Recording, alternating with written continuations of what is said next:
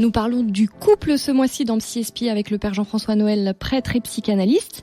La semaine dernière, nous avons parlé du sentiment amoureux, socle du couple. Aujourd'hui, nous vous proposons d'approfondir cette question et de parler des compromis. Et oui, on ne se marie pas avec une personne qui nous ressemble en tout point, et tant mieux peut-être. Et pour qu'une relation dure dans le temps, il faut dialoguer, se comprendre, se mettre à la place de l'autre et parfois céder. Et laisser la place à tous ces petits mots qui ont une connotation un peu négative et qui heurtent notre ego. Concession, renoncement, compromis. Sont-ils inévitables dans une vie de couple ? C'est ce que nous allons voir aujourd'hui dans Psy Espi. Psy Espi avec le père Jean-François Noël, Dialogue RCF. Bonjour à tous et bienvenue dans Psy Espi. Et bonjour père Jean-François. Bonjour Sophie. Et on poursuit notre étude des couples aujourd'hui, place au compromis, au renoncement. Alors quand on a passé la phase passionnelle dans le couple et que le prince charmant devient crapaud, qu'est-ce qu'on fait pour que le couple dure ? Ah, je connaissais pas l'expression crapaud, mais je vois bien qu'elle est inspirée. Ah non, mais vous connaissez pas le conte Oui, c'est ça, ça me revient. Les contes de fées, vous vous rappelez, alors, on a fait une émission. C'est drôle quand même cette idée qu'il y a un moment passionnel et puis il y a un moment compromis, comme si tout ça s'enchaîne selon une fatalité de dégradation. Voilà. Alors c'est possible que ça prenne cette tournure-là.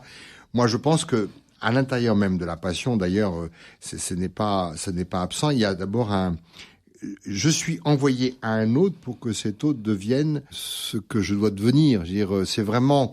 Moi, je dis souvent que le mariage, c'est je vois en toi ce que tu peux devenir et que tu n'es pas encore. C'est ça que d'aimer. Je veux dire, j'aime pas uniquement la personne que tu es aujourd'hui. Plastiquement, évidemment, ça intervient. Mais surtout, je vois comme à l'avance ce que tu peux devenir et comment je pourrais contribuer à cette naissance de toi. C'est ça le véritable amour. Alors, ça veut dire qu'à l'intérieur d'un couple, il y a une forme de dialogue, non pas de négociation, parfois elle devient un peu de négociation, mais il y a une forme de culture d'intimité qui permet de pouvoir dire avec respect avec un autre, à la fois ce qui lui manque ou le chemin qu'il doit prendre pour naître à lui-même. Je crois que l'amoureux voit à l'avance ce que l'autre peut être. Et qu'au fond, il y a souvent désespoir et l'amour s'abîme quand l'autre n'est pas à la hauteur de la promesse que j'ai vue, de ce qu'il peut devenir.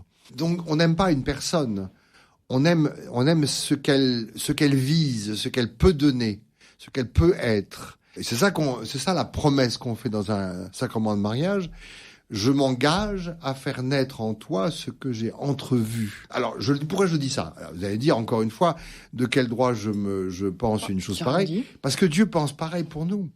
Dieu voit pas uniquement le Père Noël avec ses fragilités et son vieillissement. Il voit l'homme qui peut devenir et dont il espère toujours avec une promesse toujours neuve ce qui va devenir. Voilà. Et ben c'est pareil pour l'amour conjugal, puisque l'amour conjugal est à l'image de cet amour de Dieu pour chacun, et qu'elle en est même l'expression, je veux dire, la plus incarnée et la plus proche, parce qu'en fond, l'image la plus proche de Dieu, c'est l'homme et la femme. D'ailleurs, c'est marqué au début de la Genèse. Donc, si on avait à dessiner Dieu, il faudrait dessiner un homme et une femme. Je reviens sur le sacrement de mariage. On entend beaucoup la grâce du mariage. Qu'est-ce que ça veut dire ? Ça veut dire que Dieu va donner de quoi honorer ce désir que je porte pour elle, pour toi. Et que cette grâce, c'est la manière dont Dieu va s'engager avec le couple, et l'un et l'autre, pour qu'ils soient à la hauteur de leur ambition de faire naître en l'autre celle ou celui que tu vas devenir. Sur quoi se fonde sur un élément qui paraît extrêmement prosaïque et simple, mais qui est la chose la plus fragile, la plus difficile, qui s'appelle la confiance. Et la confiance, comme l'étymologie le dit, c'est se fier à quelqu'un. Voilà. C'est-à-dire que c'est la chose la plus difficile. C'est quoi le mariage ? C'est que quelqu'un va compter plus que moi. C'est une révolution. Parce qu'en fait, en fond, la première émission, je parlais de l'adolescent qui est beaucoup plus amoureux de l'amour que amoureux de ce qu'il a provoqué. Mais l'amour, c'est la première fois que nous sortons hors de nous-mêmes pour nous risquer à l'autre, au point que cet autre va compter plus que nous-mêmes. Alors, ça veut dire que ça, c'est vraiment c'est une extraction de son narcissisme et de son égoïsme latent. L'enfant, il est centré sur lui, sur ce qu'il veut, sur ce qu'il n'aime pas. J'aime pas les haricots, j'aime pas aller à l'école, etc. Et à un moment donné, l'amour va casser ces barrières-là pour proposer un autre centre de gravité qui est que cette jeune fille ou ce jeune homme ou cet homme et cette femme devienne plus important que moi-même et que son bonheur va compter. Se fier à, d'ailleurs ça donne le mot fiancé. Le mot fiancé, le fiançailles, c'est pas qu'une étape. C'est le nom donné à la relation qui doit durer tout au long de la vie. C'est que il y a quelqu'un d'autre que moi qui compte plus que moi et dont j'ai besoin pour devenir moi, si je peux me donner une petite paraphrase. J'ai eu l'occasion de faire des émissions avec des équipes Notre-Dame qui me disaient que le sacrement de mariage, c'était un trésor pour les couples. Qu'est-ce que vous en pensez ? J'ai pas compris que le sacrement du mariage, enfin le moment du sacrement était un trésor pour les couples. Non, oui, peut-être le sacrement de mariage, marié à l'église, c'était un trésor pour les couples. Si je peux me permettre, parce que je sais pas que j'ai pas la réponse, mais je voudrais comprendre qu'est-ce qu'il voulait dire, que le moment de préparation du sacrement ou la célébration elle-même. Je pense tout. D'accord. Après, ils sont pas là, je peux pas leur poser la question. Oui, d'accord. Non, mais je pense que de fait, il y a eu un moment où certainement, enfin, quand je le vois, quand je prépare les couples au mariage, il y a eu un moment où était avec un tiers, d'ailleurs, c'est toujours intéressant, mais ça, on en parlera après. Parfois, il faut un troisième pour que le couple s'entende, voilà, pour que le couple, un troisième, dire le préparateur, enfin Dieu, ou en tout cas le prêtre qui prépare, ou la personne qui prépare. Personne extérieure. Oui, un tiers, c'est-à-dire effectivement, parce que sinon, vous comprenez que, il faut bien être clair que le 2, c'est toujours fou. Pour que le 2 soit vivant, il faut du 3. Hein. Ça, c'est une règle de base. Le couple, c'est pas l'addition de 2 personnes. Non, c'est 1 plus 1 fait 3. Voilà. Ça, c'est les mathématiques familiales. C'est-à-dire que même s'il n'y a pas d'enfant, il y a, en tout cas, il y a du 3. Sinon, le 2 est fou. D'ailleurs, Trinité, d'ailleurs. Enfin bon. Donc, il faut bien être clair que le 2 n'est pas une finalité en soi. C'est que parce qu'il y a un tiers qui peut être que symbolique, hein, mais il y a un tiers de fécondité qui effectivement et donc dans une préparation, que ce soit le prêtre, le diacre ou la personne qui prépare au mariage, elle sert un peu provisoirement de tiers pour que le couple s'entende. Combien de fois j'ai vu dans les préparations que l'un ou l'autre disait à sa fiancée ou à son fiancé des choses qu'il lui avait jamais dites parce que dans le groupe, parce que dans la préparation, ça pouvait circuler. Là, cette parole redevenait plus vivante que quand on est face à face. Alors, il faut aussi du face à face dans un couple. C'est ce que d'ailleurs j'apprécie dans les équipes Notre-Dame, c'est l'idée de devoir de s'asseoir, de prendre un moment sans enfants et sans beaux-parents, sans écran, voilà. Pour un heureux confinement, à 2, pour prendre un jeu de mots, pour que cette parole circule. Mais tous les jours, dans un couple, on ne parle pas de choses essentielles. Il y a beaucoup de choses pratiques qui occupent la vie du couple et mais qui parfois dénaturent la parole. Et qu'il faut donc redonner parfois à cette parole le droit d'une profondeur, d'une écoute profonde, et que le devoir de s'asseoir était une très très bonne idée, une très bonne intuition de la part de ceux qui ont fondé les équipes Notre-Dame. Et que je la propose d'ailleurs souvent à d'autres gens qui ne sont pas dans ces équipes-là, qu'ils prennent au moins une fois par mois un temps à 2 pour qu'ils prennent le temps de s'écouter et de parler. Voilà. Et sur les compromis, renoncements, qu'est-ce que vous en pensez ? Compromis, renoncement, c'est un peu négatif. C'est qu'est-ce que l'autre m'oblige à aller travailler en moi que je voudrais pas faire s'il n'était pas là. C'est un chemin de sanctification, le couple. Oui, oui, j'aime bien. C'est magnifique de dire ça, mais bon, ça, c'est tellement chrétien. C'est tellement galvaudé. Non, mais bon, c'est un peu.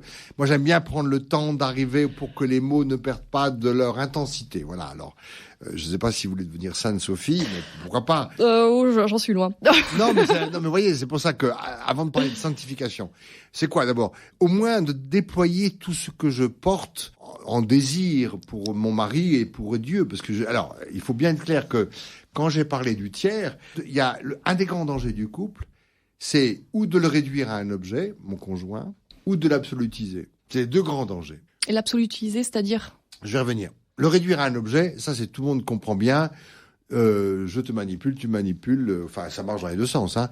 J'ai besoin de toi sexuellement, j'ai besoin de toi socialement, j'ai besoin que tu sois l'objet de ma réussite. Enfin, vous voyez, tous les films parlent à l'infini de ces déclinaisons où l'autre est réduit à un objet sexuel, social, familial, que ça correspond bien aux idéaux de ma famille.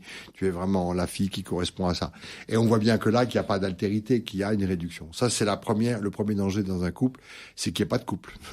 C'est qu'il y a en fait il y a un objet au service de l'autre. Voilà, donc ça c'est la première. Deuxième difficulté, c'est que l'autre soit tellement absolu, déifié, magnifique, incroyable, et qu'ils prennent la place, qu'ils envahissent tout mon désir d'absolu que tout le monde porte, et qu'au fond, je te voue une vie, toute ma vie, et d'abord, en général, ça dure pas. C'est ça le fait de la passion. Et surtout, le retour de flamme sera beaucoup plus aride, mais surtout, il a pris la place de Dieu. C'est pour ça que j'aime pas trop ces éloges à l'infini de l'amour de l'autre, parce que notre véritable amour ne peut être que celui de l'absolu. Voilà. Et que la femme que j'aime, ou l'homme que j'aime, doit me mener à cette rencontre avec Dieu. Quand je rencontrerai Dieu, je pourrais lui dire, ah ben tiens, c'est ça que j'avais découvert avec Christelle, Sophie, etc.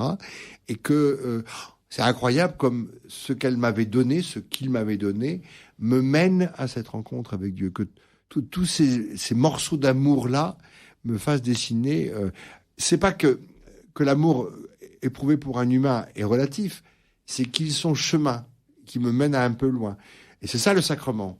C'est que tu n'es pas l'aboutissement de mon amour, tu es le chemin qui me mène un peu loin. Voilà. Donc c'est ça l'idée que le sacrement est magnifique. Alors ça permet d'abord de relativiser les difficultés dans le couple, parce que dans ce cas-là, puisque c'est que chaque chemin, donc c'est un vrai chantier permanent, et que ce que nous vivons est toujours en route, et non pas un arrêt définitif et fatal qui pourrait sanctionner ou en tout cas béatifier notre relation. Voilà.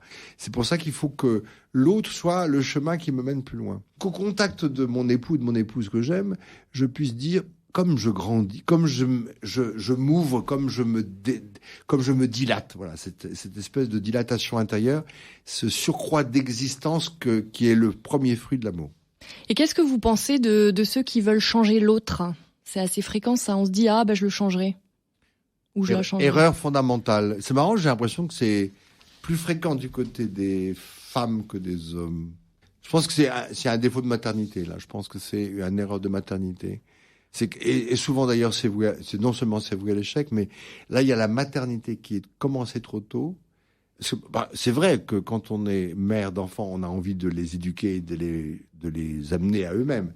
Mais il y a une chose qu'on peut pas faire, c'est vouloir changer l'autre. Ça vraiment, c'est vraiment une erreur. Une erreur. Et par contre, d'être au service de ce qui peut devenir, oui, c'est un petit peu différent parce qu'on est plus humble dans ce cas-là. On n'est pas l'acteur du changement, on est le témoin fidèle, qu'aucune erreur ne soit fatale.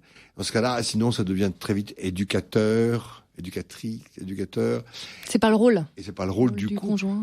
Oui. Parce qu'en fait, mais ça peut-être qu'on y reviendra, il y a une pudeur à respecter dans un couple. Pas parce qu'un couple a une vie très intime, et même corporellement, que ça renvoie pas le couple à une certaine pudeur personnelle pour que tout ce qu'il est n'est pas donné à l'autre. Ça, moi, je pense que... Bon, mes parents, maintenant, sont âgés ou défunts, mais les couples scotch, les couples qui se séparent pas, c'est une autre génération. Mais un couple, pour que je puisse apporter quelque chose de bien à l'autre, il faut que j'ai un jardin où je l'ai cultivé sans elle ou sans lui, et que le jardin intime n'est pas sans arrêt fréquenté par l'autre. Il faut que, pour que je puisse apporter quelque chose, il faut que je le cultive, que je le fasse grandir. Et donc la pudeur fait partie du couple. Merci beaucoup, Père Jean-François Noël. Je rappelle que vous êtes prêtre à Istres et psychanalyste à Aix-en-Provence. La semaine prochaine, nous parlerons de la communication dans le couple et il y aura beaucoup de choses à dire, je crois. Vous retrouvez toutes les émissions Psy en podcast sur le site RCF si vous le souhaitez. Merci de votre fidélité. À mercredi prochain. Psy avec le Père Jean-François Noël, Dialogue RCF.